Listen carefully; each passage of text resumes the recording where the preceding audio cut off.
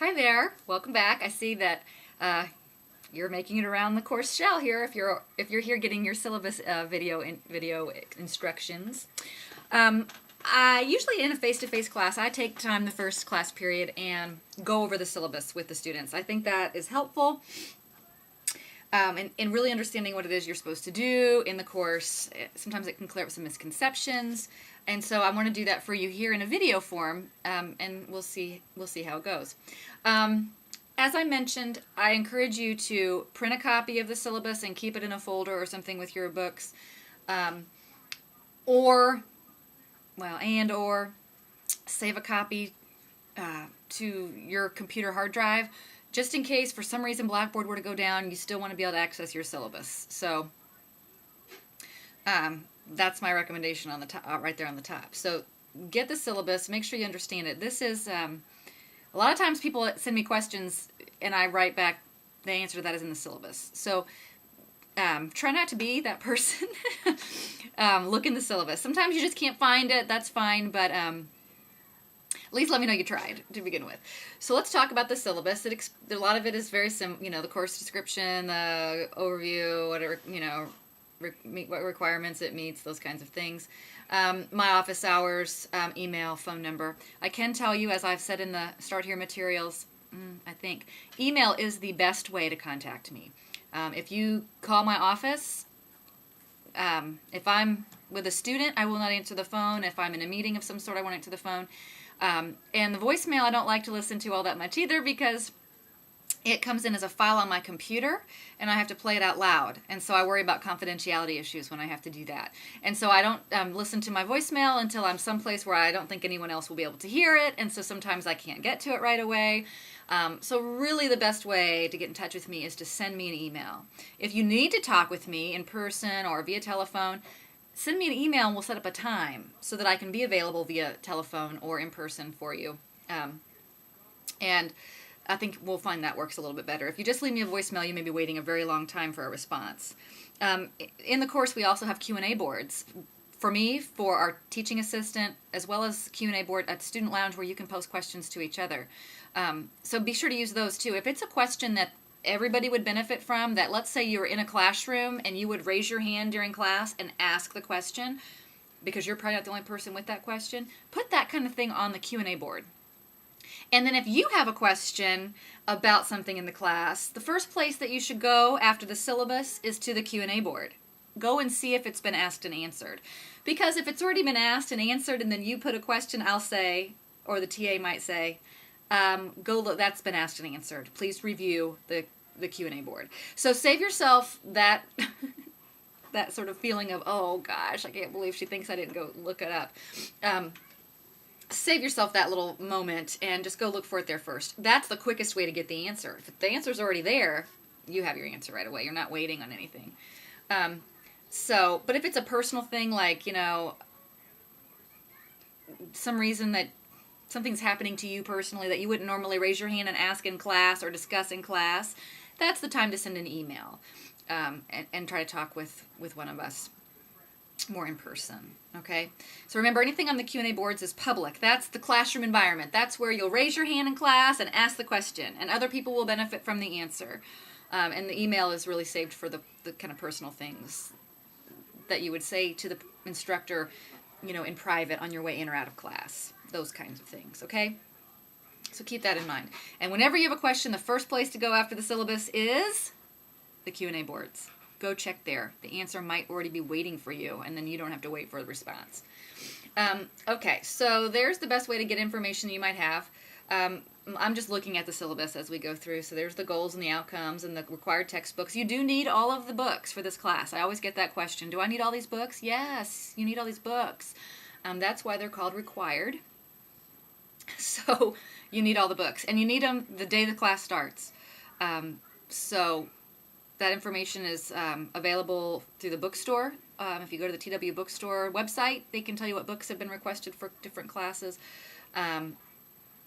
And sometimes our online course schedules will give that information as well. And the Family Sciences webpage usually will have the textbook information as well. So lots of places to go to find out what book you need.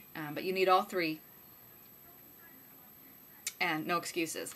The first quiz, the first week, is over the chapters in the book. And if you don't have the book, you won't be able to, just do your best on the quiz with what you can from the notes, because I don't take late work. So I can save you some time. Don't send an email that says, I don't have the book, can I take the quiz late? The answer is no, because the information's out there. So you need the books. There's the disability support statement, and I'm acting as if you're looking at it alongside with me. So if you do need accommodations, the Office of Disability Support Services can help you, and it is the student's responsibility to contact them and figure out what kinds of accommodations are necessary, and then they communicate that with me through you. You bring me, or you would provide me with information to let me know what I would need to do for you. And we have information about academic integrity, which I will get to more when I talk about course policies. But I do want to tell you, especially in this class where we'll deal so much with research ethics, plagiarism is not tolerated. I do not allow you to get away with taking someone else's thoughts, words, ideas, and presenting them as your own. It's just not going to happen. If I find that you've done it, I will submit your materials to the Office of Student Life for further action, because it's just not tolerated. I have a zero tolerance on plagiarism and academic dishonesty. So just put it out of your mind. And I'll give you some more hints and things later about how to make sure you're not doing that. But that's one place where I am very hardcore. It's just not acceptable. Just don't do it. If you don't understand how to do something, ask. Don't cheat. All right? So, that said, let's talk about what you have to do for this class, now that you know you have to do it all yourself. I do call your attention to the statements about turnitin.com as well. We do have access to that here at TWU, and we do use it. So your assignments may be sent through there. So be aware of that. Be aware of that. No plagiarism. We're just not going to do it, okay? Nobody's going to do it. Okay. Let's see. Let me go over the assignments. You have in this class an IRB certificate that you have to obtain through a training. That information is in the syllabus for you, the website to go to for that. You have the quantitative and qualitative article critiques. You have weekly quizzes, research cafe, 2 exams, and a mini proposal. And your final grade, there's 1,000 points possible, so your final grade is a percentage of those points. That's indicated there in the syllabus. For the IRB certificate, I believe that's, I think it's due in week 4, but don't hold me to it. You can look on the course calendar to be sure. But you have to complete the NIH training and receive your certificate for that, to be able to conduct research with human subjects. And you have to provide that certificate to us. And that's how you get those points for that. It's really pretty self-explanatory, and it's right there in the syllabus for you, the website you will go to get to that training course. And you should scan that certificate or send us the internet copy, or you can fax the certificate if you need to, but that is how you will submit that assignment, and it's worth 60 points. Okay, then you have weekly quizzes, which are pretty easy, so I'll just go over those quickly. Those are designed to be self-check kinds of experiences, so you can take those weekly quizzes as many times as you want until you get the grade that you love within that week that it's open. They open automatically on the Tuesday morning of the session, very early in the morning, and they close automatically at the end of the session at 5 p.m. So you can't take it late even if you wanted to. But you can take those over and over and over and over again. So those will be a place for you to make sure that you're understanding the material, kind of a self-check for you. The Research Cafe I won't talk too much about because I'll make there'll be a separate video for you on that to give you some information. So I'm just going to focus a little bit here on the article critiques and the mini proposal. I will tell you to save your quizzes, though, because the exams will contain questions that came straight from the quizzes. So that's why on your quizzes you will not be given the correct answer. It's because if you get it wrong, you should go look it up, and then you have that to study for the midterm and the final. So make sure you print those quizzes and keep track of them that way. My other computer that I was using to look at my syllabus just died. So I will take a brief break and go get its outlet. Hang on just a second. Okay, hopefully you didn't notice that break, but I'm back now. Okay, so where was I? I was going to talk about the critiques and the mini proposal. Okay, for the critiques, you'll choose. You'll get a topic of interest to yourself. It can be the same interest topic area that you use for your mini proposal, or it could be completely different. Doesn't matter to me. But identify a topic of interest related to the study of children and families. Okay, so it needs to be related to family sciences. One that's quantitative and one that is qualitative. So you have 2 total, all right? And summarize for me the main purpose, the key findings of each study, and write a critique of the study according to the guidelines that you'll find available for you in Blackboard. It'll give you a list of sort of what to be paying attention to. And then conclude your discussion with a discussion of the merits and limitations of each type of methodology and when each type might be most appropriate. That's worth 100 points, and this is where it starts to get tricky for people. I went on my tirade about plagiarism. Don't do it. Take these articles, read them, and then go outside and put them in the trunk of your car. All right? So you've read them. Maybe you have to read them twice. Put them away, somewhere where it takes a lot of effort to get to them. And then sit down at your computer and write your critique without the article anywhere near you. All right? Because if you have it too close to you and you don't understand what you're reading, sometimes even without intending to, you end up using word-for-word phrases from that article, and that's plagiarism, and that gets you, disciplinary stuff. So just don't do it. It needs to be your own words. Own words. I don't want to know what those authors said. I can read their article. I want to know what you're saying, what you think about these 2 articles. Okay? So that's what you're doing for those quantitative and qualitative article critiques, and you will have more information about what to make sure to include in Blackboard when you get in that week's session that they're due. So you can look ahead. If you're a person who works ahead, look ahead to that week and find that criteria. Find what you would need to be sure to include. But remember, it's got to be your own words. It's got to be. And you have to use APA 6th edition style guidelines for citations and for references.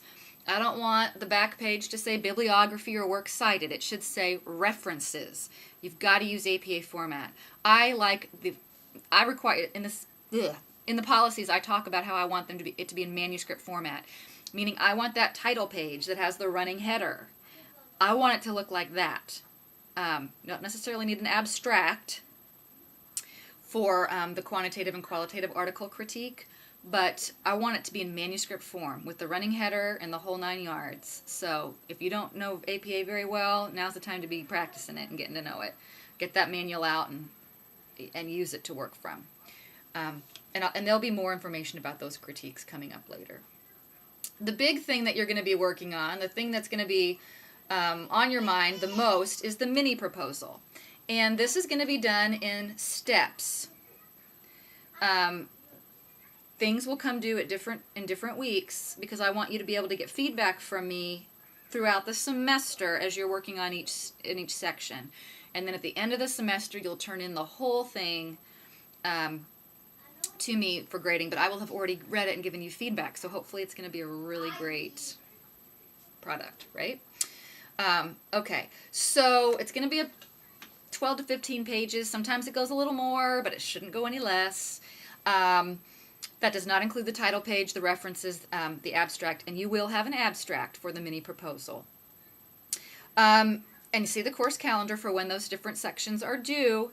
You need to submit them in Blackboard. I will not take emailed copies, handwritten copies, faxed copies. It's got to be in Blackboard by the due date. And remember APA formatting, all in your own words. All in your own words. Don't, unless you use quotation marks and the page number and all that. But I'm going to tell you, quotations should be reserved for something that is just so profound. There is no way that you could say it any better using your own words.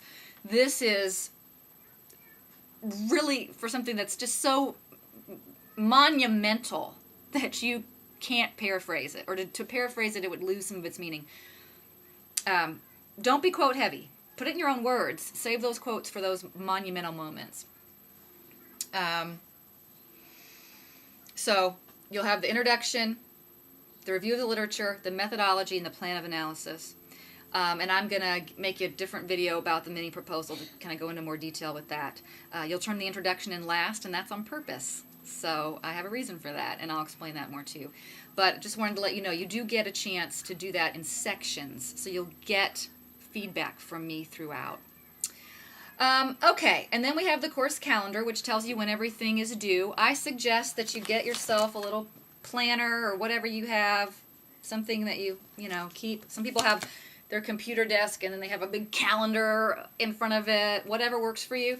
But get these assignments and put them on that calendar so that you know every week what's due. I have it even in my calendar when you're turning stuff in so that I know when I'm going to be spending more time grading than others and things like that for different classes. So write those down. Make sure you know what's due. I do not take late work. I don't take it late for any reason.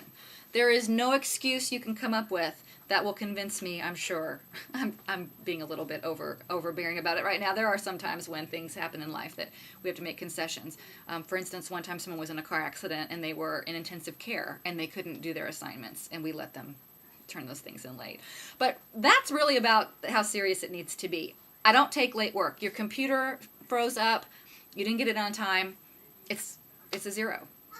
You need to have alternate computers, alternate ways to get on the internet. You need to have this planned out ahead of time. I want to be very upfront about this. Have backup plans and have backup plans for your backup plans about how you will use your technology to get your work in on time because I will not take it late. It's going to have to just bank on that. Bank on it not happening. So don't try to turn anything late. So get that calendar. It'll be your best friend. Make sure you know when things are due.